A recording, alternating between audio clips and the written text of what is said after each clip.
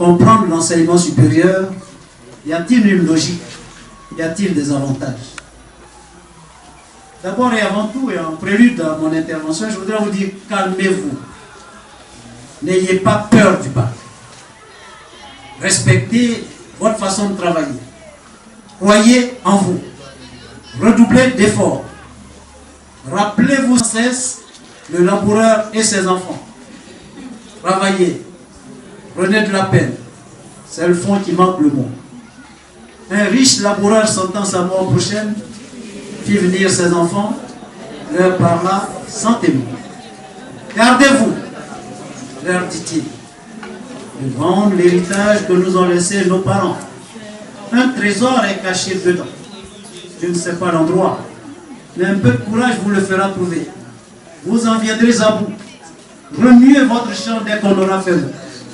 Creusez, fouillez, pêchez. Ne laissez nulle place où la main ne passe et vous passe. Le père mort, les fils vous retournent le champ. De ça, de là, partout. Si bien qu'au bout de l'an, il en rapporta davantage. D'argent, point de cachet. Mais le père fut sage de leur montrer avant sa mort que le travail est un trésor. La Fontaine.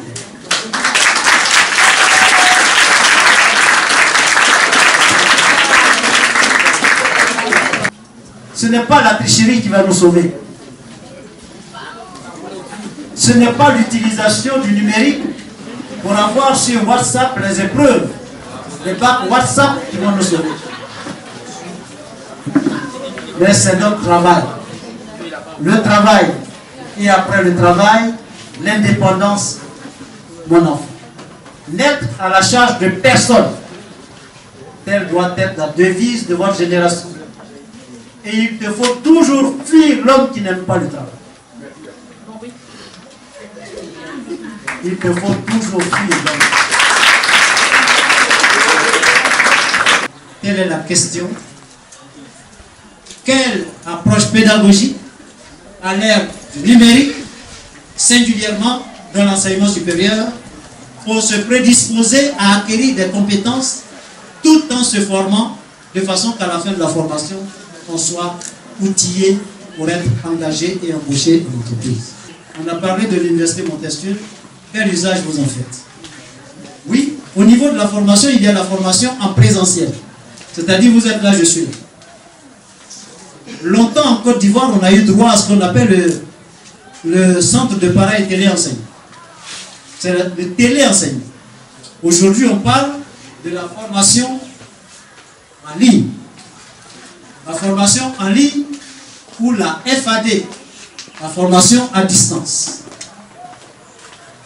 À l'ère du numérique, vous pouvez prendre toutes les formations possibles en étant chez vous. Mais il vous faut avoir le courage. Les universités sont des universités virtuelles, où les étudiants ne sont pas en classe, mais où le maître, tout en étant chez lui, donne les formations, corrige les copies, suit l'évolution des étudiants. Si vous êtes distrait, et si vous n'êtes pas rigoureux à l'ère du numérique, il faut être programmé. Il faut se programmer, il faut se déterminer à réussir.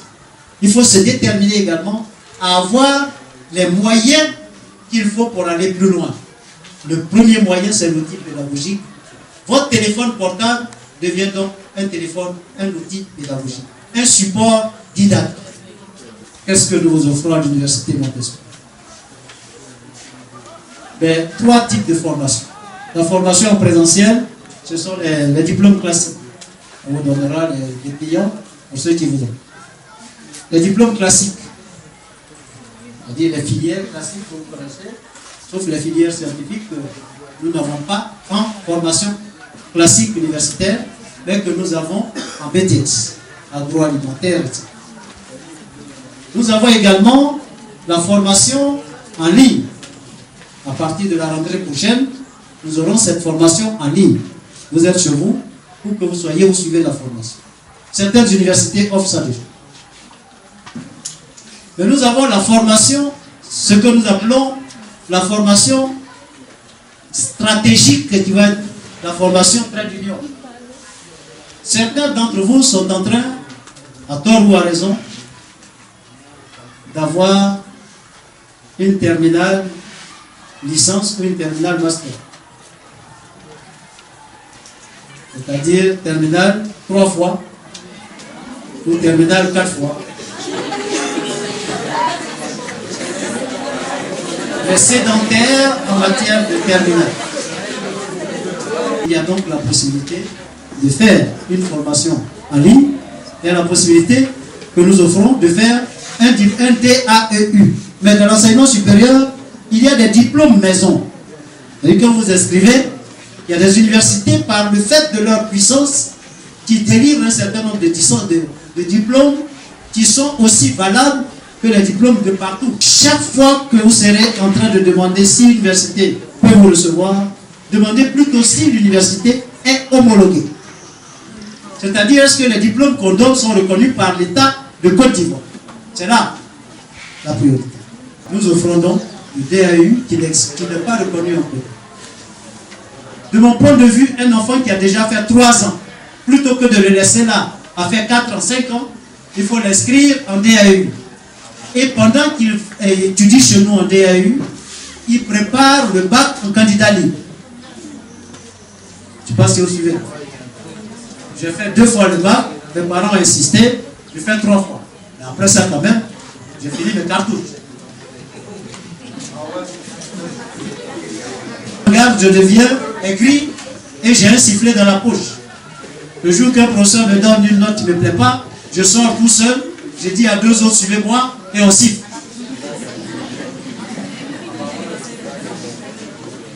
Parce que je suis un cartouchard, je n'ai plus rien à faire. Je crois qu'il faut éviter cela. Donc on offre cette possibilité-là de faire un DAEU et de faire concomitamment de passer le bac, mais en candidat libre. Dès l'instant que vous avez cette année-là, vous êtes admis au bac, vous entrez régulièrement dans l'enseignement, c'est-à-dire que vous n'avez pas perdu d'année. D'autant que pendant que vous faites le DAU, il y a des diplômes, des matières qu'on vous donne, telles que la formation en tourisme hôtellerie, telles que l'assistanat de direction, enfin tout ce que vous voulez. Donc, il faut dire que cette formation, pour nous, est importante parce que c'est une ouverture que nous faisons. Au-delà de cette formation, nous avons ce qu'on appelle les plans nationaux de renforcement des capacités. Ce sont des formations de courte durée pour ceux qui sont sortis du système scolaire et qui voudraient se spécialiser. On a un produit important que nous lançons. C'est le produit, par exemple, de la formation des personnels de résidence de luxe, des filles de maison. Tout le monde a ce problème en Côte d'Ivoire.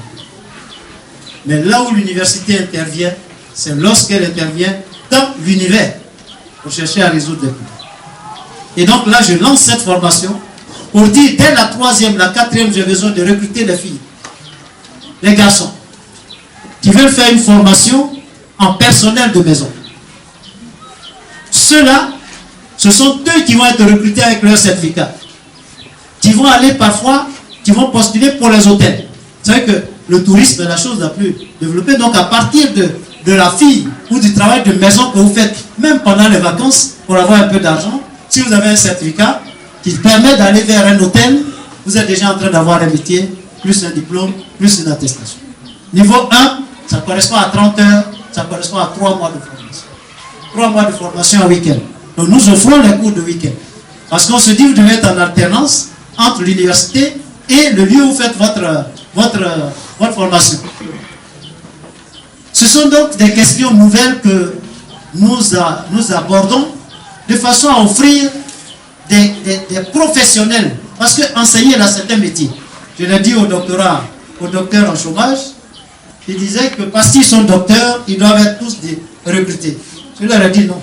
Le doctorat, c'est un diplôme. J'ai fait un doctorat. Mais d'avoir fait un doctorat ne justifie pas que je sois recruté comme enseignant. C'est deux choses différentes. C'est un métier. Mais l'offre exceptionnelle que nous faisons également à l'Université Montesquieu, qui n'apparaît pas encore. Quand nous, on était à l'ENS, après 2 ans, ce qui correspondait au BTS, on faisait ce qu'on appelait le cap CEG. Et mais c'était le cap CEG théorique.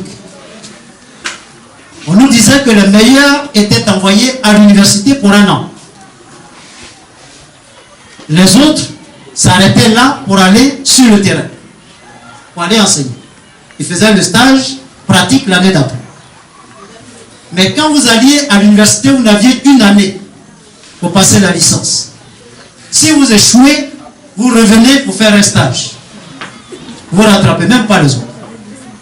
Mais si vous êtes admis, l'année d'après, vous faites votre stage de CAPES en 1 an.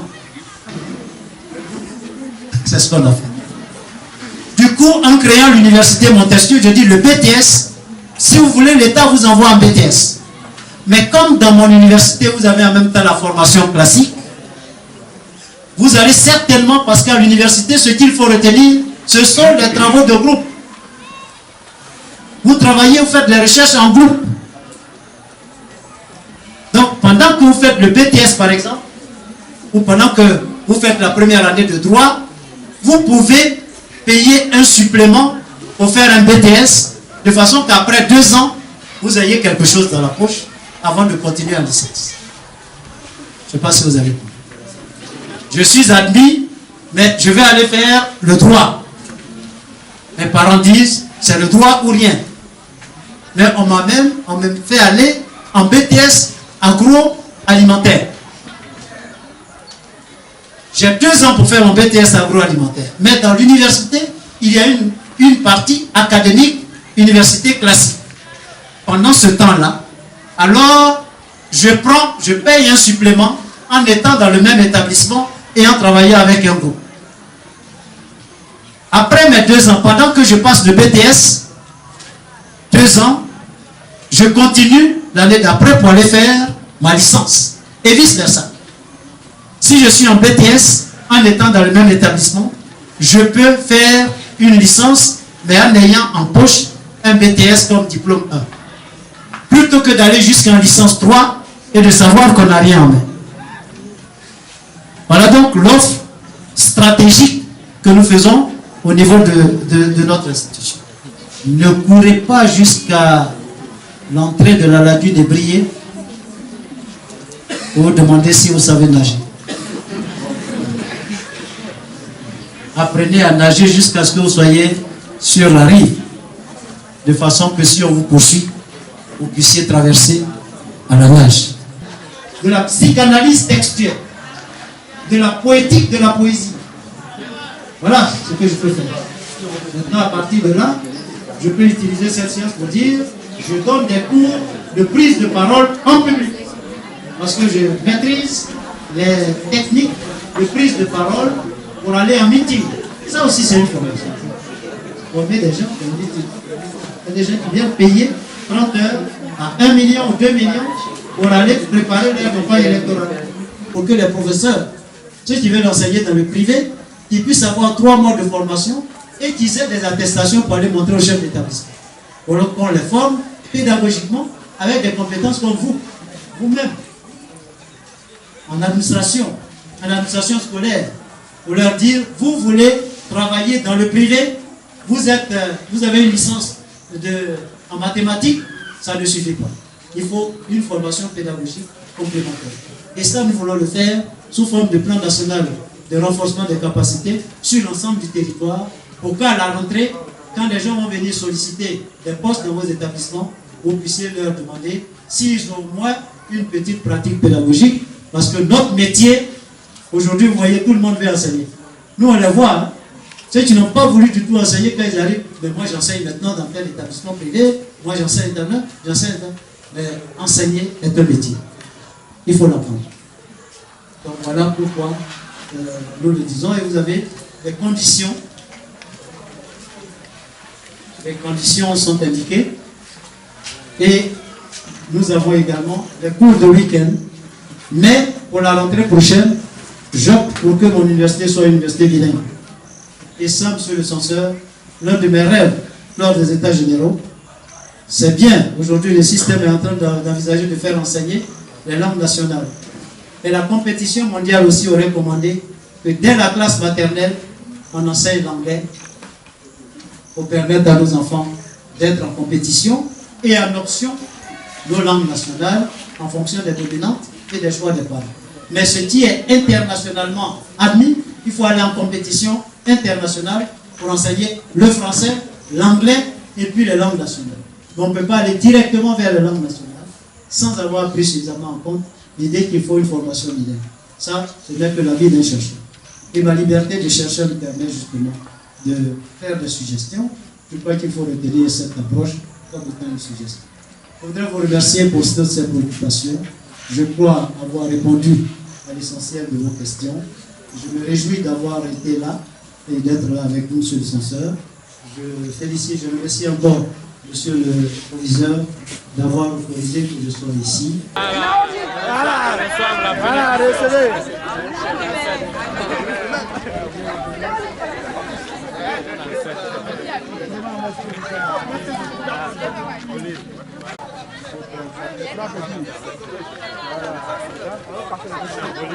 Je suis Londier Arsène Désiré, adjoint au chef d'établissement au lycée municipal de Sikansi.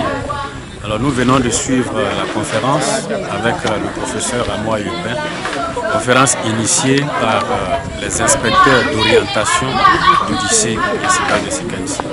Nous sommes très heureux d'avoir participé à cette conférence qui, je pense, sera très bénéfique à nos élèves de terminale qui se préparent à aller au baccalauréat. Nous disons merci au professeur d'avoir répondu à l'appel des inspecteurs de l'orientation. Nous pensons que cette initiative-là est très bonne et que la numérisation aujourd'hui des universités est un avantage pour les étudiants. Et donc ce message-là, il faut qu'il soit passé dans tous les établissements pour ces enfants-là qui se préparent à être orientés à l'université. Merci.